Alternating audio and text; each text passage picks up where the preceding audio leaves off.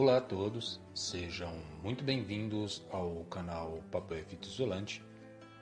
Meu nome é Neil e hoje venho aqui para falar de Game of Thrones. Game of Thrones foi uma série que estreou em 2011 pela HBO e foi inspirada na saga de livros As Crônicas de Gelo e Fogo, do escritor americano George R. R. Martin. A cada temporada a série ganhava mais e mais fãs ao redor do mundo. Em 2019, a série teve sua oitava e última temporada, que foi considerada pela maioria esmagadora dos fãs como muito ruim, possivelmente devido à sua intensa e acelerada narrativa na sétima e oitava temporada. Todavia, a Daenerys poderia ter tomado outra atitude no decorrer da oitava e última temporada para conquistar os Sete Reinos de uma forma totalmente diferente do que aconteceu, mesmo dentro de uma narrativa tão acelerada. Inclusive, foi uma coisa que ela mesma mencionou quando ainda estava em Essos, se preparando para vir ao Westeros conquistar os Sete Reinos. Gostaria de saber como? Então fica aqui no vídeo que eu explico.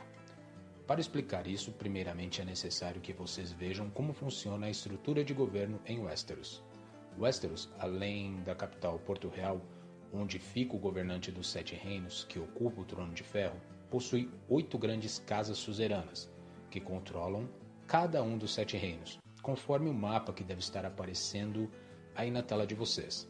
Essas casas suzeranas possuem casas menores, que lhes prestam vassalagem, mas para o que é preciso informar aqui no vídeo, não é necessário falar sobre as casas vassalas, mas unicamente das 8 grandes casas que compõem os Sete Reinos de Westeros, que ela pretendia governar. Juntamente com a casa Targaryen, vocês estão vendo quais são os estandartes destas 8 grandes casas. Então, eu vou falar rapidamente sobre cada uma delas. Começando pelo reino do Vale da Montanha, que é governado pela casa Arryn, do Ninho da Águia, que é a protetora do leste. Depois, o reino do Rochedo, que é governado pela casa Lannister, de Castle Rock, ou Rochedo Casterly, que é a casa protetora do oeste. O reino do norte, que é governado pela casa Stark de Winterfell, acredito que é a casa favorita da maioria dos fãs, que é a casa protetora do norte. O reino da Campina, que é governado pela casa Tyrell ou Tyrell, de Highgarden ou Jardim de Cima, que é a casa protetora do sul. O reino que é formado pelas terras fluviais, que é governado pela casa Tully ou Tully, de Corre Rio, e as Ilhas de Ferro, que é governado pela casa Greyjoy de Pike. O reino das Terras da Tempestade, que é governado pela casa Baratheon de Ponta Tempestade, antiga casa a ocupar o Trono de Ferro. E por fim, o reino de Dorne, que é governado pela casa Martell de Lança Solar. Antes de chegar em Westeros, a Daenerys já tinha o apoio de 3 grandes casas: a casa Martell, por intermédio da Elara Sand, a casa Tyrell, por intermédio da Olenna Tyrell, e a casa Greyjoy, parte da casa Greyjoy, por intermédio da Yara e do Theon. Posteriormente, já em Westeros, em guerra contra Cersei pelo Trono de Ferro, conquistou apoio da casa Stark por intermédio do Jon Snow, o Rei do Norte, que foi até ela para lhe pedir ajuda para enfrentar os Vagantes Brancos. Mesmo havendo casas vassalas no norte, bem como sua própria irmã Sansa e os representantes do Vale que estavam em Winterfell, não terem concordado plenamente com tal aliança. Por fim, em uma manobra elogiada inclusive pelo próprio Tyrion, nomeou Gendry, filho bastardo do Robert Baratheon, em Gendry Baratheon, Lorde de Ponta Tempestade, o legitimando e ressuscitando a casa Baratheon, que até aquele momento estava extinta na série. Mas, afinal, o que ela poderia ter feito de diferente? A resposta é muito simples: casamento. Em Meereen, no 10º episódio da 6ª temporada, ela disse ao Daario Naharis que se ela fosse governar Westeros, precisaria de alianças, e a melhor forma de conseguir alianças é casamento. E adivinhem quem era a pessoa ideal para firmar alianças por meio de um casamento? Sim, o Jon Snow, alguém com quem ela já estava envolvida romanticamente. Inclusive, a ideia de casá-los foi discutida em 2 momentos da 8ª temporada, uma pelos Ser Davos, com Tyrion e o Varys, e em outro momento, quando Tyrion contou ao Varys a verdade sobre a origem do Jon ser o real herdeiro do Trono de Ferro, já que na série foi descoberto que ele é filho legítimo do Rhaegar Targaryen e da Lyanna Stark. Todavia, mesmo que ele fosse somente um Snow, filho bastardo do Ned Stark, ele ainda seria a pessoa ideal para casar-se com a Daenerys.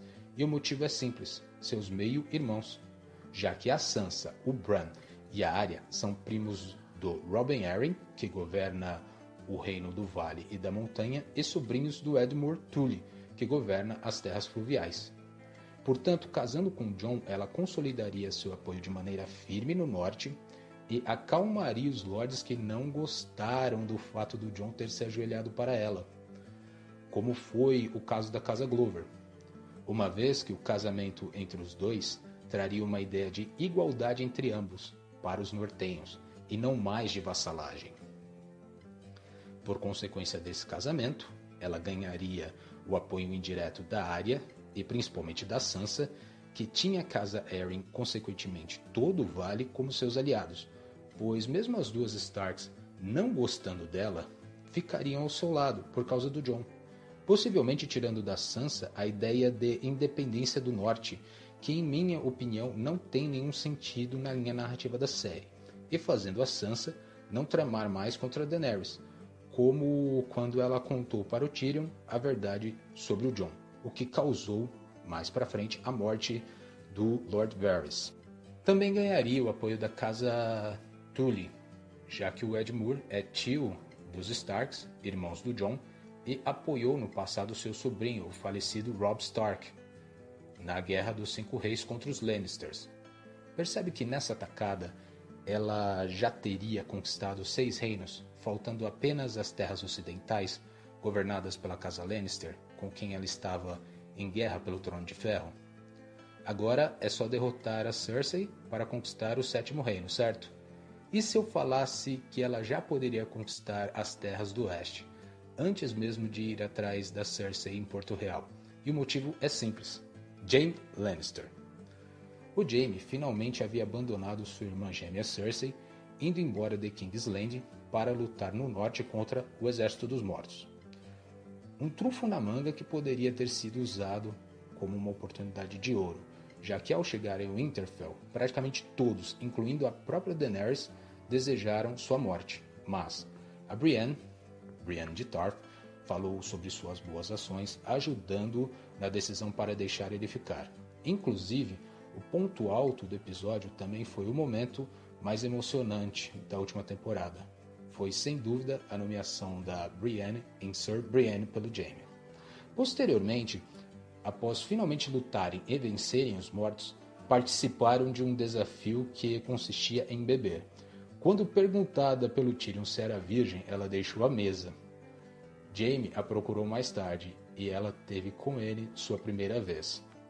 Sabendo que ela é juramentada às filhas falecidas da Catelyn Stark e vendo o quão íntima ela estava dele, bastava fazer o Tyrion unir seu irmão Jaime com a Brienne por meio de um casamento, já que ele é o filho mais velho do Tywin e herdeiro de Castle Rock. E quando ele abandonou a Cersei para ir lutar no norte, deixou de ser membro da Guarda Real, não valendo mais para ele aquelas regras de não possuir esposa, terras, títulos, etc.